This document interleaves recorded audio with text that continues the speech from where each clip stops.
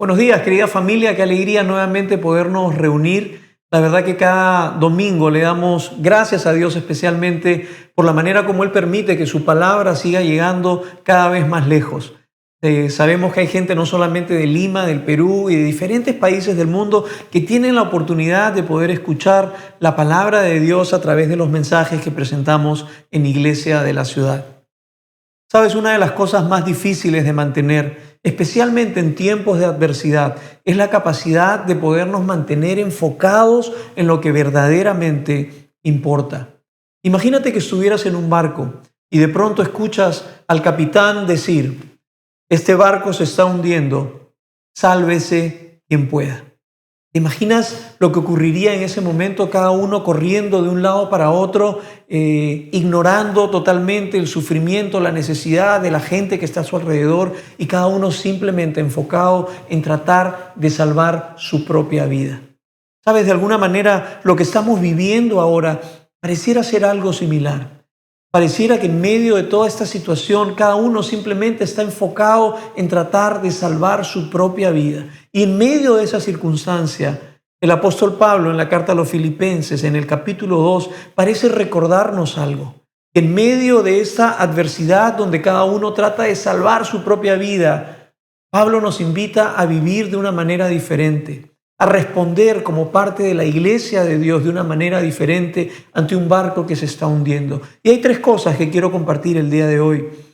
En primer lugar, la importancia de mantenernos unidos en un mismo sentir, en el que podamos seguir un mismo ejemplo y que finalmente podamos mantener una misma esperanza. El capítulo 2 comienza diciendo así: por tanto, si hay alguna consolación en Cristo, si algún consuelo de amor, si alguna comunión del Espíritu, si algún afecto entrañable, si alguna misericordia, completad mi gozo sintiendo lo mismo, teniendo el mismo amor, unánimes, sintiendo una misma cosa. Nada hagáis por contienda o por vanagloria, antes bien con humildad, estimando cada uno a los demás como superiores a él mismo, no mirando cada uno por lo suyo propio, sino cada cual también por lo de los demás. Ahora nota que el capítulo comienza, Pablo comienza utilizando 5 veces la palabra sí, como un condicional. Para poder poner en práctica lo que Pablo está diciendo a continuación, primero tiene que haber habido una experiencia. ¿No? Es por eso que él dice, si es que hay alguna consolación de Dios en tu vida, si has experimentado el consuelo de Dios en tu vida, si el afecto de Dios es una realidad en tu vida, si has experimentado la misericordia de Dios, entonces esto es lo que te pido. Dicho de otra manera, es como si dijéramos, si verdaderamente has experimentado el favor de Dios, si has experimentado su misericordia, has experimentado su amor y su acompañamiento, si eso es una realidad en tu vida, entonces, iglesia, te pido lo siguiente: mientras el barco se está hundiendo y cada uno corre por su lado tratando de salvar su propia vida, nosotros mantengámonos unánimes en un mismo sentir. Ahora, nota que cuando Pablo dice que tengamos un mismo sentir, un mismo amor, esta palabra sentir viene de la palabra griega froneo. Y es importante que entendamos, porque algunas traducciones traducen froneo como afecto, como amor, como sentimiento, pero otras traducciones traducen la palabra froneo como una misma mente, como un mismo pensamiento. Y la razón es que muchas veces el griego es muchísimo más rico que el español y no se puede traducir o interpretar con una misma palabra. Así que lo que Pablo está diciendo aquí cuando nos dice, sabes, aun cuando el barco se esté hundiendo, aunque haya una gran calamidad alrededor de ustedes, yo quiero que ustedes se mantengan en un mismo sentir. Lo que está diciendo es que tengan un mismo pensamiento, que mantengan un mismo afecto y que como consecuencia de este pensamiento y este afecto tengan una misma conducta. Fíjate, a veces para algunos la vida cristiana tal vez se resume simplemente a una actividad intelectual, a una reflexión teológica. Mira, si ese es tu caso, probablemente seas un pensador cristiano, pero no necesariamente un discípulo de Cristo, aunque pensar es importante. Si para ti la vida cristiana tal vez más se resume en una emoción, en una relación afectiva, probablemente seas una persona, un cristiano sentimental, pero no necesariamente un discípulo de Cristo, aunque sentir el amor de Dios es importante. Y si probablemente el enfoque de tu vida cristiana está centrado en la importancia de la obediencia y cumplir las reglas, pero si no tienes amor y no tienes un proceso de reflexionar la palabra de Dios, probablemente seas un religioso legalista o un fariseo, pero no un discípulo de Cristo. ¿Sabes? La unidad de la cual nos está hablando Pablo tiene que ver con estos tres elementos: que podamos tengamos un mismo pensamiento, que tengamos un mismo afecto y que finalmente tanto el pensamiento como el afecto nos lleve a tener una misma conducta, que no nos impulsa simplemente a pensar en nosotros mismos, sino en poder atender las necesidades de los demás, a dejar de mirarnos a nosotros para poder mirar a los demás que están sufriendo alrededor nuestro.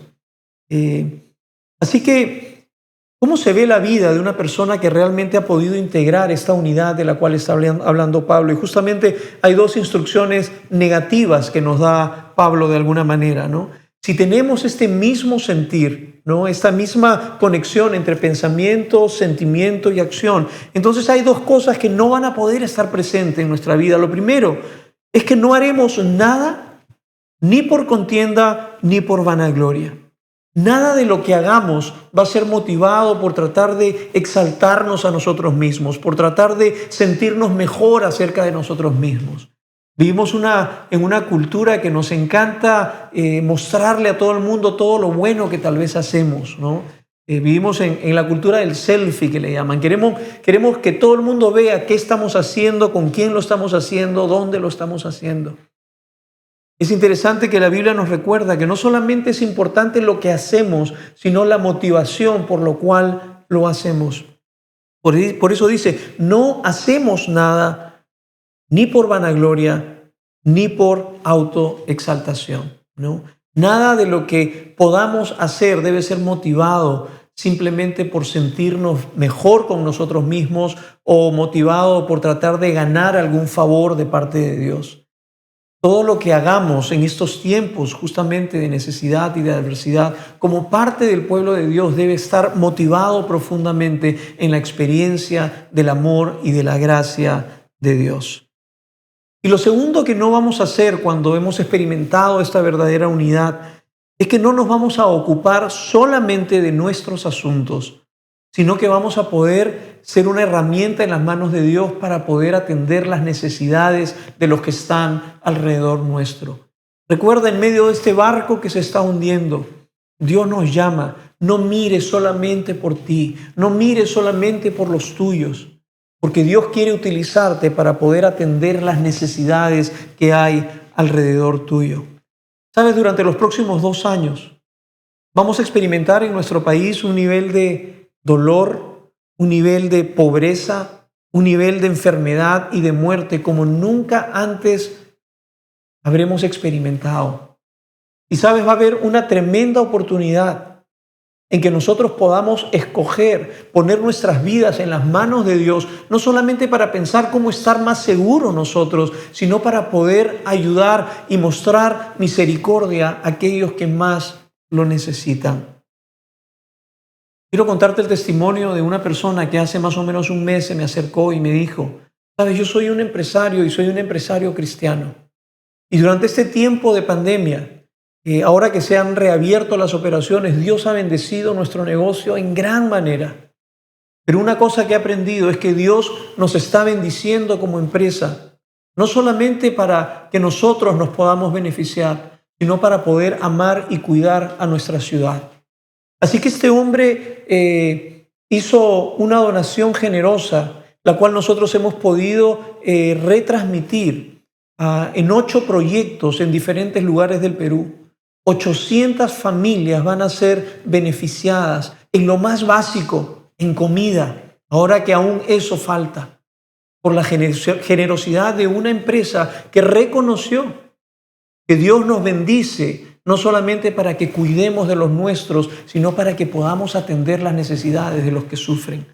Durante los próximos 2 años vamos a tener la oportunidad de mostrar de qué estamos hechos como parte del pueblo de Dios.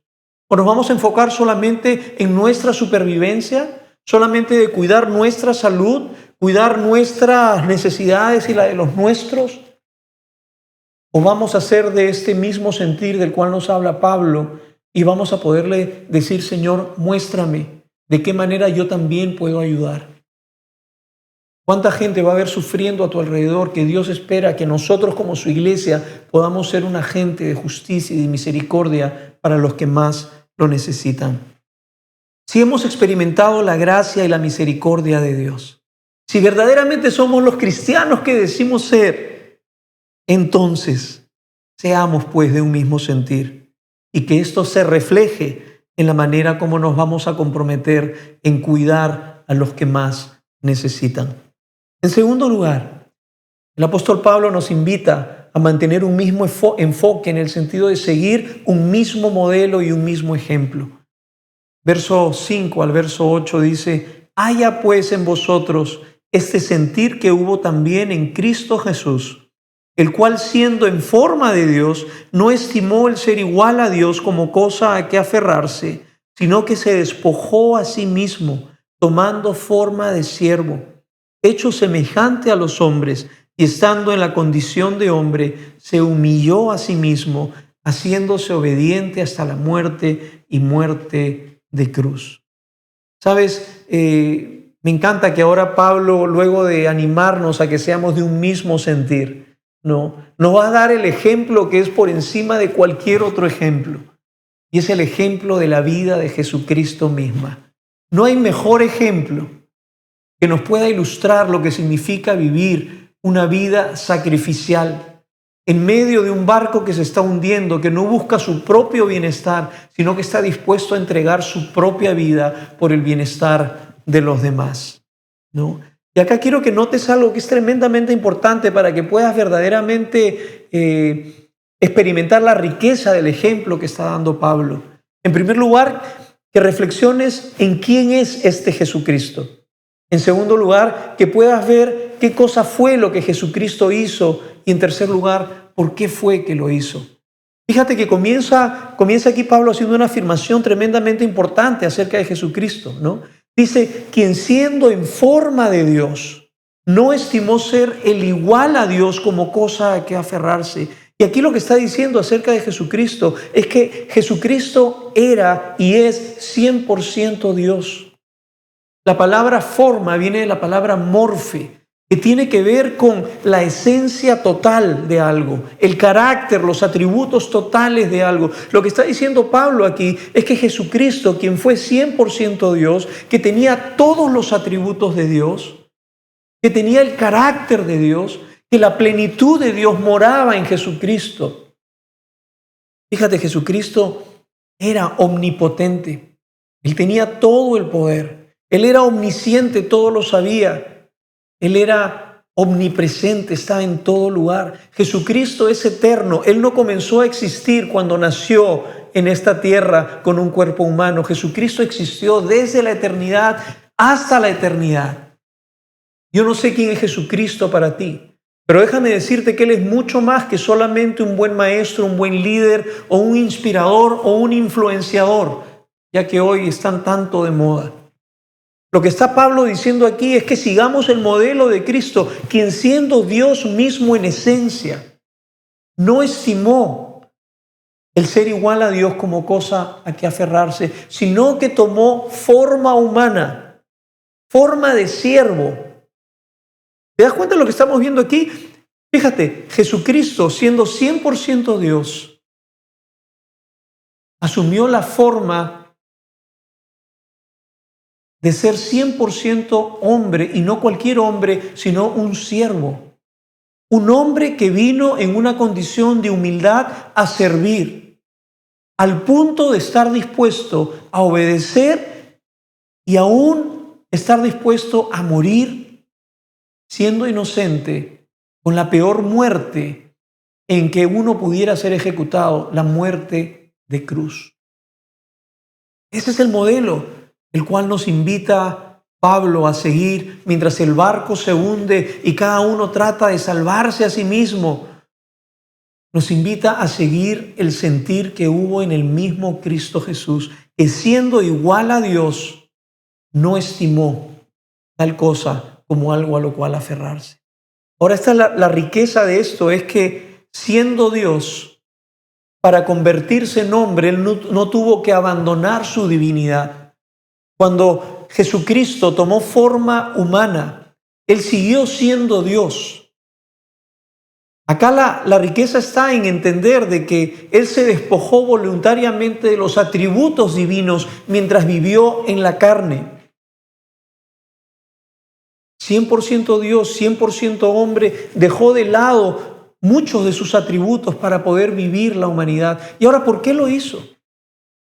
Esta es otra noticia hermosísima. Normalmente tenemos esta figura de estos dioses distantes, ajenos, ¿no? Que no verdaderamente conocen la experiencia humana, pero Jesucristo no. Él vivió absolutamente cada una de las circunstancias y experiencias que tú y yo atravesamos para que tengamos la plena certeza de que Él entiende lo que nosotros estamos viviendo. Jesucristo entiende lo que significa experimentar el hambre, la sed, el cansancio, la tristeza. Jesucristo, al hacerse hombre, pudo entender lo que significa ver morir a alguien a quien amas. Jesucristo entiende absolutamente cada uno de tus sufrimientos. Esa es la belleza del Evangelio que nos muestra este Dios que siendo 100% Dios, tomó forma humana y fue también 100% hombre. Pero ¿sabes cuál fue la razón más importante por la cual Jesucristo decide tomar la forma de hombre? Es para poder tener la capacidad de poder morir. Jesucristo en su naturaleza divina es inmortal. Él no podía experimentar la muerte. Tuvo que hacerse hombre. ¿Sabes para qué? Para poder morir sacrificialmente en tu lugar y el mío. Ese es el Dios al cual servimos. Ese es el Dios al cual adoramos. Ese Dios que no se quedó en el cielo, sino que descendió a la tierra y se hizo hombre, y se hizo siervo, y se hizo obediente hasta la muerte y muerte de cruz. Sabes, en el año más o menos 1543, Nicolás Copérnico se atrevió a desafiar lo que la ciencia enseñaba, ¿no? Que el centro del universo era la Tierra y que todo giraba en torno a la Tierra. Copérnico presentó una tesis, una teoría en la que él demostraba de que el centro del universo no era la Tierra, era el Sol, ¿no? Por supuesto, bastante tiempo más tarde, la ciencia avaló y le dio la razón. Casi 200 años más tarde, otro filósofo de nombre Kant, habla acerca de la revolución copérnica. Y él dice que todo ser humano, para poder progresar y poder crecer, tiene que experimentar de una o de otra manera lo que él menciona como la revolución copérnica. Cuando el hombre se da cuenta que él no es el centro del universo, que él no es lo más importante en torno a que todo lo demás gira.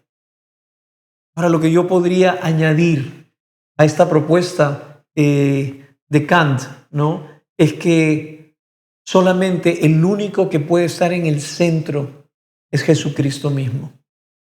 Vivimos en un mundo donde muchas veces nos han enseñado de una o de otra manera que nosotros somos lo más importante, que nuestra felicidad es lo más importante y que aun cuando nos acercamos a Dios, seguimos estando nosotros en el centro del universo y como que Dios gira alrededor de nuestras necesidades y de nuestra felicidad. Déjame decirte que si esa es tu perspectiva de la vida, jamás vas a poder seguir el ejemplo y el modelo de Cristo, Y mientras el barco se está hundiendo, es capaz de entregar su propia vida por el beneficio de los demás. Siempre tendrás que poner tu vida primero por encima de los demás. Solamente cuando Jesucristo está en el centro y tú dejas de ser el centro de todo, es que entonces nosotros podemos vivir verdaderamente como Pablo nos está exhortando a hacerlo en tiempos de adversidad. Solamente cuando Cristo está en el centro. Y todos de alguna manera tenemos que tener la experiencia de esta revolución copérnica, de entender que nosotros no somos el centro, nosotros no somos lo más importante. Solamente Jesucristo puede estar en ese lugar. Y no es hasta que le das ese lugar a Jesucristo que verdaderamente tu vida comienza a tener sentido. Solo cuando nuestras vidas giran alrededor de Cristo, estamos en la capacidad de no vivir para nosotros mismos, especialmente en tiempos de adversidad. Y finalmente, Pablo no solamente nos exhorta a que podamos ser de un mismo sentir, que podamos seguir un mismo modelo, el de Jesucristo, sino que tengamos una misma esperanza. En el verso 9 al verso 11 dice, por lo cual Dios también le exaltó hasta lo sumo y le dio un nombre que es sobre todo nombre, para que en el nombre de Jesús se doble toda rodilla de los que están en los cielos y en la tierra y debajo de la tierra, y que toda lengua confiese que Jesucristo es el Señor, para gloria de Dios Padre. ¿Sabes? Me encanta que el último episodio de la vida de Jesucristo no fue el episodio del pobre hombre que fue sacrificado en una cruz. Ese no es el último episodio de la historia. Y aquí Pablo nos pinta un cuadro de cómo será al final, cuando Dios haya concluido el cuadro verdaderamente como es. Y nos muestra algo que va a pasar, creas o no creas. Estés de acuerdo o no estés de acuerdo. Seas cristiano, seas ateo, seas agnóstico, esta realidad no la cambia nada y no tiene nada que ver con lo que tú creas o lo que yo crea. Mira lo que dice.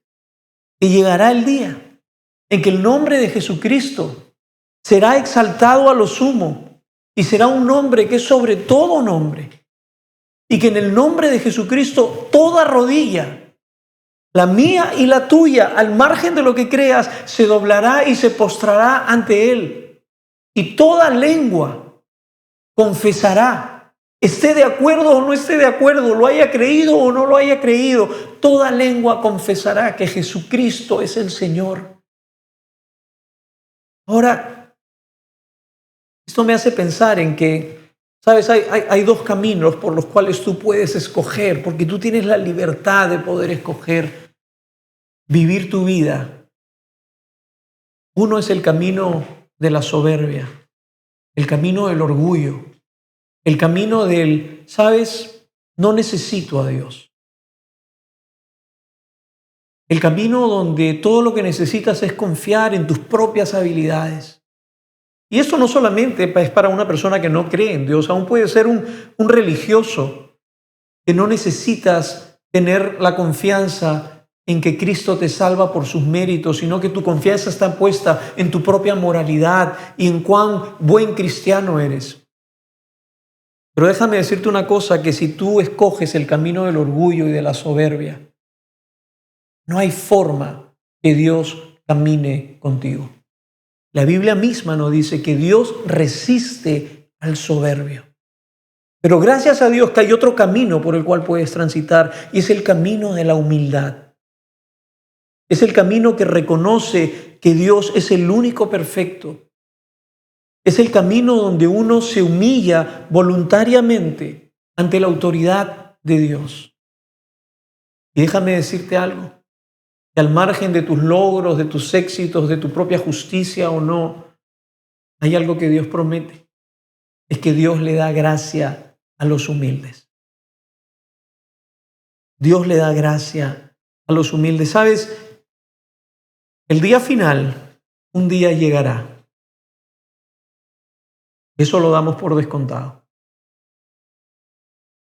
Y cuando ese día final llegue, como dije hace un momento, absolutamente todas las rodillas de todos los seres humanos que han existido a lo largo de la historia desde el primer día hasta el último día, toda rodilla se postrará y toda lengua confesará que Jesucristo es Señor. Ese día para muchos será el día más glorioso de la vida. El día que podamos ver cara a cara a nuestro Señor, aquel que fue nuestro modelo, aquel en quien estuvo puesta nuestra confianza, y que podamos arrodillarnos y proclamar con nuestros labios que Él es el Señor y que no hay salvación fuera de Él. Pero aquel día también se doblarán las rodillas de todos aquellos que lo negaron en esta vida. Se doblarán las rodillas de todos aquellos que negaron su existencia. Todos aquellos que orgullosamente se rebelaron contra su autoridad y prefirieron vivir sin Él. Pero este día no será el día más feliz de sus vidas, sino el día más terrible de sus vidas. Puedes escoger el exaltarte hoy y humillarte mañana. O puedes escoger el humillarte y vivir humildemente delante de Dios hoy y que seas exaltado juntamente con Cristo mañana. ¿Cuál será tu decisión? ¿Sabes?